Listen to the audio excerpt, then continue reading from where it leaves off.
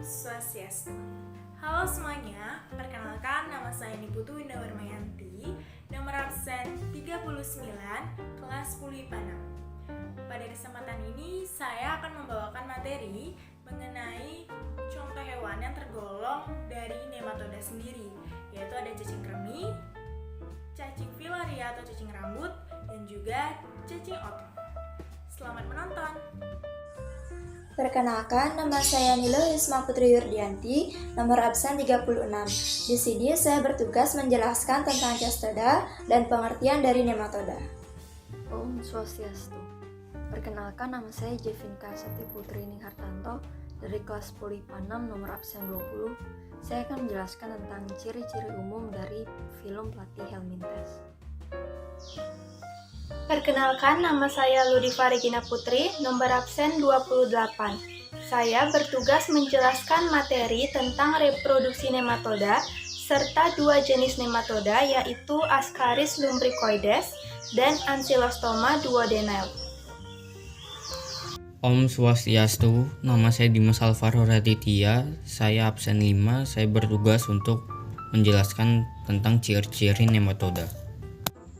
Perkenalkan, nama saya Gustawi Paramta Pratnya Dewi, nomor absen 7. Di sini saya bertugas untuk menjelaskan tentang pengklasifikasian dari filum Platy helminthes. Kenalkan, nama saya Malkiel Rakadi Paraharjo, absen 11. Saya akan menjelaskan kesimpulan dari materi yang dijelaskan. Platy helminthes. Platy helminthes berasal dari bahasa Yunani, yaitu platy yang berarti pipi dan helminthes yang berarti cacing, sehingga dapat diartikan platy helminthes itu merupakan cacing pipi. Platy helminthes sendiri merupakan salah satu filum dari kingdom Animalia dan merupakan hewan intervertebrata atau tidak bertulang belakang. Platy helminthes memiliki ciri-ciri umum, antara lain merupakan hewan triboplastik, artinya memiliki tubuh yang tersusun dari 3 lapisan sel, yaitu ectoderm, mesoderm, dan endoderm. Untuk lapisan terluar itu ada ectoderm, akan membentuk epidermis dan kutikula, jadi sebagai lapisan kulit. Setelah itu ada mesosperm, akan membentuk alat reproduksi, jaringan otot, dan jaringan ikat. Lalu ada endoderm, itu akan membentuk gastrovaskular atau sistem pencernaan yang menggunakan usus sebagai pengedar nutrisi makanan. Jadi fungsi usus selain mencerna makanan, usus juga mengedarkan nutrisi makanan ke tubuh Platy helminthes. Jadi ususnya itu menjalar ke seluruh tubuh. Yang kedua, memiliki tubuh simetri bilateral, artinya sisi kanan dan sisi kiri tubuhnya sama dan berbentuk pipih atau gepeng. Yang ketiga, belum memiliki sistem peredaran darah, sistem respirasi dan anus. Jadi untuk sistem peredaran darah untuk mengedarkan nutrisi makanan yaitu menggunakan usus karena tidak memiliki peredaran darah. Setelah itu untuk sistem respirasi masih menggunakan difusi atau pertukaran oksigen dan karbon dioksida di permukaan tubuh. Setelah itu anus, dia tidak memiliki anus, jadi untuk mengeluarkan zat sisanya itu untuk zat yang berbentuk padat menggunakan mulut kembali. Setelah itu untuk zat yang berbentuk cair dikeluarkan melalui permukaan tubuhnya. Untuk ekskresi, Platy helminthes menggunakan flame cells atau sel api. Disebut sel api karena dia memiliki silia atau alat bantu pergerakan yang bergerak layaknya api. Setelah itu merupakan hewan acelomata, yaitu belum memiliki rongga tubuh, jadi ya padat gitu aja tubuhnya. Setelah itu hidup bebas atau parasit, artinya menempel atau tinggal pada tubuh inangnya. Setelah itu reproduksi dilakukan secara seksual dan aseksual. Secara seksual ya melakukan kawin dengan individu lain. Untuk aseksual ya melakukan fragmentasi atau pembelahan diri. Setelah itu respirasi melakukan permukaan tubuh, jadi difusi atau pertukaran gasnya melalui permukaan tubuhnya. Lalu merupakan hewan hermafrodit, artinya alat reproduksi jantan dan betina terdapat dalam satu individu. Yang terakhir, memiliki daya regenerasi yang tinggi, ya seperti saat membelah diri dia bisa menumbuhkan kembali tubuh yang terbelah tersebut. Untuk materi selanjutnya yaitu klasifikasi Platy helminthes akan dilanjutkan oleh Mita. Jadi, Platy helminthes terbagi menjadi 3 kelas, yaitu kelas Turbellaria, kelas Trematoda, dan juga kelas Cestoda. Turbellaria hidup bebas umumnya di air tawar atau di tempat yang lembab. Sebagian besar hidup di dasar laut atau di danau, dan sisanya hidup di dedaunan atau di bebatuan. Turbellaria bergerak menggunakan gelombang silia yang ada pada seluruh permukaan tubuhnya. Oleh sebab itu, Turbellaria juga sering disebut dengan cacing berambut getar. Sebagian anggota dari Turbellaria juga dapat berenang menggunakan kontraksi otot lurik. Turbellaria tidak memiliki sistem transportasi, tidak terdapat rongga antara usus dan juga dinding tubuhnya, serta tidak memiliki alat pernafasan, sehingga Turbellaria bernafas melalui seluruh permukaan tubuhnya. Tubuh Turbellaria kira-kira memiliki panjang sekitar 5 sampai dengan 25 cm dengan titik mata yang berada di dorsal kepalanya. Titik mata di sini hanya berfungsi untuk membedakan intensitas cahaya dan belum merupakan alat penglihat yang dapat menghasilkan bayangan. Oleh sebab itu, Turbellaria mendeteksi keadaan di lingkungan sekitarnya dengan statosis atau reseptor sensori keseimbangan. Sebagian besar dari anggota ini merupakan karnivora atau hewan predator, dan sisanya merupakan herbivora atau hewan pemakan tumbuhan, ekstoparasit atau parasit yang ada pada tubuh inangnya, serta pemakan bangkai. Turbellaria menggunakan protonefridia untuk pembuangan sisa metabolismenya. Turbellaria termasuk hermafrodit dan juga bertelur. Hermafrodit di sini adalah individu yang memiliki dua alat kelamin, yaitu jantan dan juga betina, yang bekerja secara penuh. Telur dari Turbellaria biasanya disebut dengan kokon.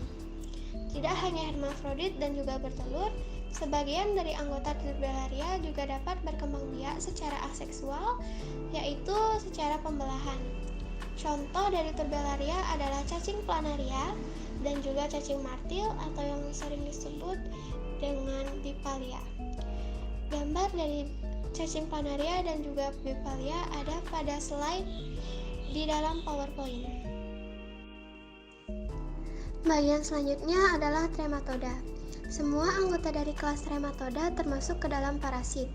Memiliki ukuran tubuh kira-kira sekitar 1 sampai dengan 6 cm dengan bentuk silinder menyerupai daun. Tubuhnya tertutup oleh lapisan kutikula yang tidak bersilia, dan mulutnya memiliki alat penghisap atau yang sering disebut dengan saker. Oleh sebab itu, trematoda juga sering disebut dengan cacing hisap. Contoh dari trematoda adalah Fasciola hepatica dan juga Clonorchis sinensis. Fasciola hepatica dan juga Clonorchis sinensis sama-sama merupakan cacing hati, namun dapat dibedakan dari inang perantaranya.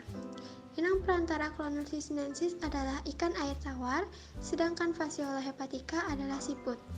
Sekian materi yang dapat saya sampaikan, bagian selanjutnya akan dilanjutkan oleh Risma. Terima kasih.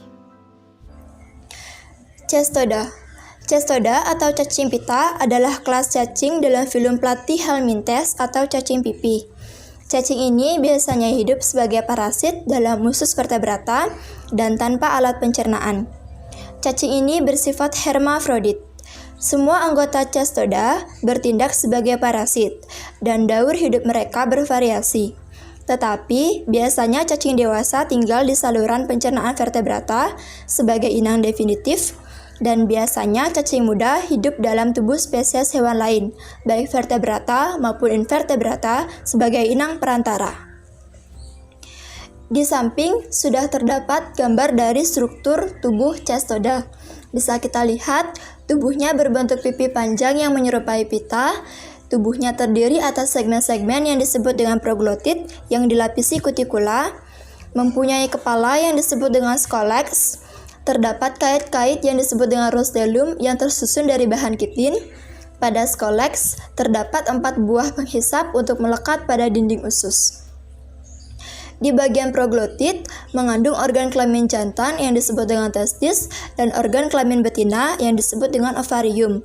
Dan tiap proglotit dapat melakukan fertilisasi sendiri dan mempunyai rumah tangga sendiri atau yang disebut dengan metameri. Proglotit yang matang terdapat di bagian paling bawah tubuh cacing. Proglotit dewasa ini biasanya terdapat di bagian belakang, jauh dari kepala. Pada proglotit ini mengandung alat reproduksi yang siap berfungsi. Proglotit dapat melepaskan diri melalui strobilasi dan keluar dari tubuh inang utama bersama dengan tinja. Salah satu contoh dari Cestoda adalah Taenia solium. Siklus hidupnya dapat dilihat di bagian samping sebelah gambar dari struktur proglotit. Taenia solium merupakan parasit yang termasuk dalam kelas Cestoda yang hidup dalam usus manusia dan dapat menyebabkan penyakit Taeniasis solium. Taenia solium disebut juga dengan the pork tapeworm atau cacing pita babi. Hospes definitifnya adalah manusia, sedangkan hospes intermediatnya adalah babi atau beruang hutan. Siklus hidup Taenia solium diawali ketika telur cacing keluar bersama feses ke lingkungan, kemudian telur termakan oleh babi. Setelah itu, telur menetas menjadi embrio cacing di dalam usus babi dan akan bergerak melalui darah ke jaringan lainnya. Embrio cacing berubah menjadi cacing muda dalam jaringan otot babi. Manusia akan terinfeksi cacing ini jika makan daging babi mentah atau hanya setengah matang. Cacing menempel pada dinding usus dengan menggunakan scolex atau pengaitnya. Lalu, cacing muda tersebut akan tumbuh menjadi cacing dewasa di usus manusia. Selanjutnya, nematoda. Nematoda atau cacing giling atau cacing gelang merupakan kelompok cacing yang berada dalam filum nematoda, terkadang juga disebut nematelmintes. Berbeda dengan filum Cnidaria dan platyhelminthes, nematoda memiliki sistem pencernaan tubular dengan bukaan di kedua ujungnya. Untuk materi selanjutnya akan dilanjutkan oleh Alvaro. Ciri-ciri umum nematoda: hidup parasit di hewan, manusia, dan tumbuhan. Berukuran bervariasi mulai dari air tawar dan darat berukuran kurang dari 1 mm. Sedangkan di laut hidup mencapai 5 cm. Terdapat di organ seperti anus, usus, halus, pembuluh darah, pembuluh limfa, jantung, paru-paru, dan mata. Memiliki bentuk bulat panjang gili atau mirip dengan benang. Hewan terhipoblastik dan pseudocelomata, berongga tubuh semu. Hidup bebas dengan memakan sampah organik, kotoran hewan, tanaman yang membusuk, ganggang, jamur, dan hewan kecil lainnya. Dapat ditemukan di air tawar, air laut, dan air payau serta tanah. Cacing betina lebih besar daripada cacing jantan. Struktur tubuh nematoda: pseudocelon berisi cairan yang berfungsi sebagai rangka hidrostatik dan menunjang gerakan meliuk-liuk. Sistem pencernaan lengkap: mulut, faring, esofagus atau gelembung faring, usus, anus. Stilet yang berfungsi menusuk dan menghisap sari makanan. Tidak memiliki sistem peredaran darah dan pernafasan. Sistem saraf berupa lingkaran saraf yang mengelilingi esofagus. Sebagai makhluk hidup, nematoda juga melaksanakan proses reproduksi atau berkembang biak. Berbeda dengan platyhelminthes, nematoda ini bersifat diesis atau gonokoris, yang artinya kelamin jantan dan betina berada pada individu yang berbeda, sehingga nematoda terbagi menjadi nematoda jantan dan nematoda betina. Perbedaannya dapat dilihat dari ukuran tubuhnya. Nematoda betina memiliki ukuran yang lebih besar daripada nematoda jantan. Salah satu ciri khusus nematoda jantan lainnya adalah memiliki ekor atau bagian belakang yang berbentuk seperti kail. Cara reproduksi nematoda umumnya adalah secara generatif atau seksual. Secara seksual ini maksudnya ada pertemuan di antara sel kelamin jantan dan juga sel kelamin betina. Nematoda jantan akan membentuk spine, yaitu saluran keras dan kaku yang khusus untuk pembuahan. Spine inilah yang menjadi terowongan untuk menyalurkan sel kelamin jantan dari saluran sperma ke tubuh nematoda betina. Sel kelamin jantan ini selanjutnya akan bergerak menuju sel kelamin betina untuk melakukan pembuahan. Karena pembuahan ini terjadi di dalam tubuh nematoda betina, maka disebut sebagai pembuahan internal. Sel telur yang dibuahi dapat membentuk kista. Kista ini sifatnya keras dan tahan terhadap lingkungan dan cuaca ekstrim, sehingga dengan membentuk kista, sel telur yang dibuahi tidak akan mudah hancur. Sel telur ini dapat berkembang di dalam tubuh nematoda betina, tepatnya di bagian uterus atau rahim, dan juga dapat dikeluarkan dari tubuh sang betina. Di alam ini terdapat banyak sekali jenis nematoda. Namun pada pertemuan kali ini kami akan membahas 5 jenis nematoda yang paling umum diketahui dan dikenal oleh masyarakat. Di antaranya yang pertama ada cacing tambang dengan nama latin Ancylostoma duodenal. Yang kedua ada cacing perut dengan nama latin Ascaris lumbricoides. Yang ketiga ada cacing otot dengan nama latin Trichinella spiralis. Yang keempat ada cacing filaria dengan nama latin Wuchereria bancrofti. Dan yang terakhir ada cacing kremi dengan nama latin Oxyuri vermicularis atau Enterobius vermicularis. Mari kita bahas satu persatu dari cacing yang pertama, yaitu cacing perut atau nama latinnya Ascaris lumbricoides. Cacing perut merupakan parasit pada usus halus yang menyebabkan penyakit askariasis.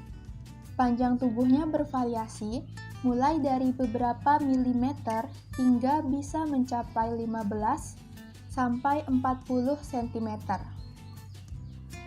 Tubuhnya ditutupi oleh kutikula yang tebal dan elastis, yang berfungsi sebagai lapisan pelindung tubuh. Gambar telur Ascaris lumbricoides dapat kita lihat pada slide PowerPoint. Gambar tersebut menunjukkan penampilan telur Ascaris yang telah diperbesar menggunakan mikroskop. Tahapan infeksi cacing ini dimulai dengan masuknya telur melalui saluran pencernaan dengan 2 cara, yaitu mengonsumsi makanan yang tumbuh di tanah yang terkontaminasi atau menyentuh mulut dengan tangan yang terkontaminasi. Telur selanjutnya akan masuk dan berkembang menjadi embrio, kemudian menetas di usus dan tumbuh menjadi larva. Larva yang hidup di usus halus akan menyebabkan penderitanya mengalami sakit perut hebat, mual, muntah, buang air besar berdarah, hilang nafsu makan, penurunan berat badan, dan adanya cacing pada muntahan atau feses. Setelah tumbuh dewasa, larva akan bergerak ke paru-paru dan berdiam di sana selama 10 hingga 14 hari. Pada masa ini, penderita akan mengalami gejala mirip dengan penderita asma, yaitu demam, batuk terus-menerus, dan sesak nafas. Cacing ini dapat keluar dari tubuh melalui muntahan, batuk, dan keluar bersama dengan feses atau kotoran. Cacing yang keluar dapat berkembang biak lagi dan menghasilkan sel telur-telur yang baru. Jenis nematoda yang kedua adalah Ancylostoma duodenal atau cacing tambang. Seperti namanya, cacing ini sering ditemukan di daerah pertambangan. Cacing ini merupakan parasit di usus halus dengan menghisap darah, sehingga menyebabkan penderitanya mengalami anemia. Cacing tambang memiliki ukuran tubuh sekitar 1 hingga 1,5 cm. Di slide PowerPoint dapat kita lihat gambar telur cacing tambang yang telah diperbesar menggunakan mikroskop. Infeksi cacing tambang dapat terjadi melalui saluran pencernaan, yaitu dengan 2 cara. Yang pertama, cacing masuk ke dalam tubuh setelah mengonsumsi makanan atau minuman yang terkontaminasi, atau masuk melalui kulit saat bersentuhan langsung dengan tanah yang terkontaminasi. Cacing ini juga bisa bergerak dan masuk ke dalam kulit, salah satunya melalui kulit kaki saat manusia sedang tidur. Ketika cacing tambang masuk melalui kulit, akan muncul keluhan ruam gatal yang berkelak-kelok pada tempat masuknya cacing.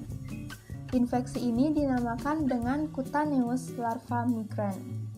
Sedangkan saat larva sudah mencapai saluran pencernaan, khususnya pada usus halus, maka gejala yang timbul adalah sakit perut, penurunan berat badan, mual, demam, BAB berdarah, dan anemia. Nah, itu tadi penjelasan tentang 2 jenis nematoda, yaitu Ascaris lumbricoides dan Ancylostoma duodenal.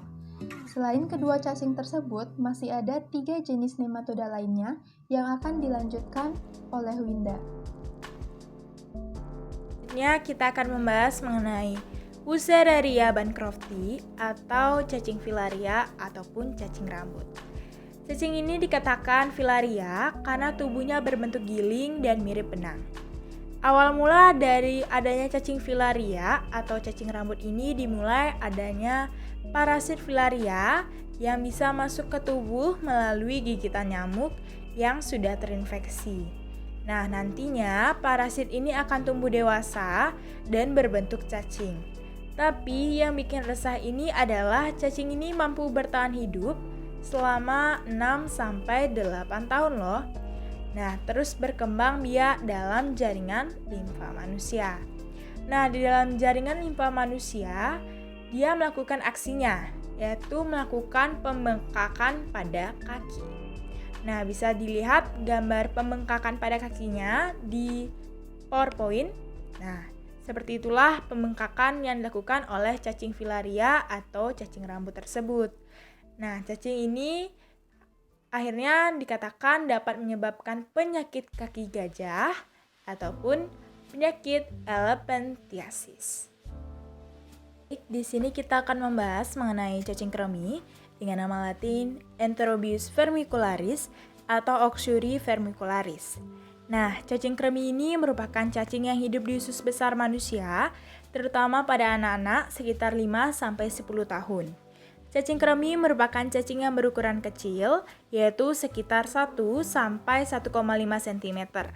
Nah, tubuh dari cacing kremi ini ditutupi oleh kutikula elastis, yang dimana termasuk hewan parasit karena menginfeksi usus manusia dan akan bergerak menuju cecum saat dewasa. Jadi, cacing ini dapat menular secara autoinfeksi. Nah, mengapa dikatakan demikian? Awal mulanya terjadi karena adanya cacing betina yang hidup di usus besar manusia dan waktu itu cacing betina biasanya bertelur di sekitar dubur. Nah, pada waktu bertelur tersebut, cacing betina ini akan mengeluarkan zat yang dimana dapat mengakibatkan rasa gatal sehingga penderita akan menggaruknya. Akibatnya, telur cacing dapat menempel pada kuku penderita sehingga apabila penderita tidak menjaga kebersihan tangan, contohnya makan tanpa mencuci tangan terlebih dahulu, maka telur cacing ini akan ikut tertelan. Nah, di usus, telur cacing kremi ini akan menetas kemudian tumbuh kembali menjadi dewasa seperti induknya. Jadi dikatakan cacing ini dapat menular secara autoinfeksi. Selain itu juga, cacing kremi juga dapat menular melalui makanan yang dimana tidak dibungkus sehingga tercemar oleh telur cacing. Yang terakhir yaitu adalah Trichinella spiralis atau cacing otot. Nah, cacing Trichinella biasanya hidup di usus manusia dan karnivora lainnya. Nah, sesuai dengan slide PowerPoint, yaitu karnivora lainnya kita umpamakan, contohnya itu adalah babi dan juga tikus. Nah, jenis cacing ini bisa menyebabkan penyakit trichinosis. Untuk lebih memahami penjelasan dari Trichinella spiralis, mohon disimak baik-baik ya, berikut mengenai daur hidup Trichinella secara lengkap. Nah, kita mulai dari daur hidup Trichinella atau cacing otot di dalam tubuh manusia. Nah, bisa dilihat pada gambar PowerPoint. Nah, di situ ada larva yang berdiam di dalam serat-serat daging. Nah, untuk pada daur hidup Trichinella di tubuh manusia itu dimulai dari tahap pertama yang berupa masuk melalui daging yang tidak matang, misalnya daging babi. Nah, tahap pertama ini dikategorikan tahap infeksi dan tahap diagnostik. Setelah tahap pertama dilalui, lalu ada tahap kedua. Tahap keduanya itu adalah larva yang berdiam di dalam usus halus. Setelah itu ada tahap ketiga. Tahap ketiga ini di mana cacing dewasa di dalam usus halus. Nah, tadi larva yang berdiam di dalam usus halus yaitu tahap kedua itu akan berkembang atau tumbuh menjadi cacing dewasa, yaitu merupakan tahap ketiga. Nah, tahap keempatnya itu adalah muncul larva yang dihasilkan oleh cacing betina dewasa yang diam di dalam usus halus. Nah, yang tahap kelima ini di mana larva tersebut berhasil menembus dinding usus sehingga masuk ke aliran darah. Nah, di dalam aliran darah tersebut kemudian menuju otot. Di otot tersebutlah larva ini membentuk sista dan dapat melanjutkan daur hidupnya apabila otot termakan hewan ataupun manusia. Jadi, tahap kelima ini larva berdiam di dalam serat-serat otot dan membentuk sista. Tahap kelima merupakan tahap infeksi dan juga tahap diagnostik.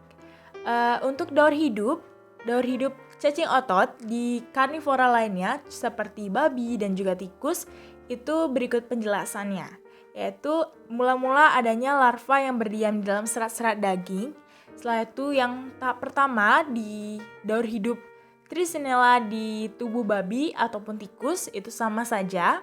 Jadi tahap pertamanya itu adalah masuk melalui potongan daging ataupun hewan. Nah, setelah itu ada tahap keduanya, yaitu sama seperti manusia, yaitu larva yang berdiam di dalam usus halus. Tahap ketiganya, larva tersebut akan tumbuh dan menjadi cacing dewasa di dalam usus halus. Tahap keempatnya, muncul larva yang dimana dihasilkan oleh cacing betina dewasa. Nah, larva inilah yang dapat menembus dinding usus sehingga masuk ke aliran darah. Itu adalah tahap keempat. Tahap kelimanya yaitu adalah di otot. Nah, cacing larva tersebut sudah berhasil menembus dinding usus. Nah, di otot tersebut dia atau si larva ini akan membentuk sista dan dapat melanjutkan daur hidupnya apabila otot termakan hewan ataupun manusia. Nah, sesuai dengan penjelasan yang tadi, penyakit yang disebabkan oleh cacing ini dinamakan dengan trichinosis. Untuk lebih memahami materi yang sudah dipaparkan sebelumnya dan juga materi yang sudah saya berikan bisa disimak melalui kesimpulan yang akan diberikan oleh Raka. Jadi kesimpulan yang bisa diambil adalah Platyhelminthes dan Nematoda merupakan filum dari kingdom Animalia yang tergolong cacing. Kedua film ini memiliki perbedaan dan beberapa persamaan. Perbedaannya, Platyhelminthes bersifat hermafrodit dan Nematoda bersifat diesis atau gonokoris. Platyhelminthes diklasifikasi sebagai Cestoda, Turbellaria, dan Trematoda. Sedangkan Nematoda dibagi menjadi beberapa klasifikasi, yaitu cacing kremi, cacing perut, cacing tambang, cacing filaria, dan cacing otot. Sekian presentasi dari kelompok kami. Terima kasih.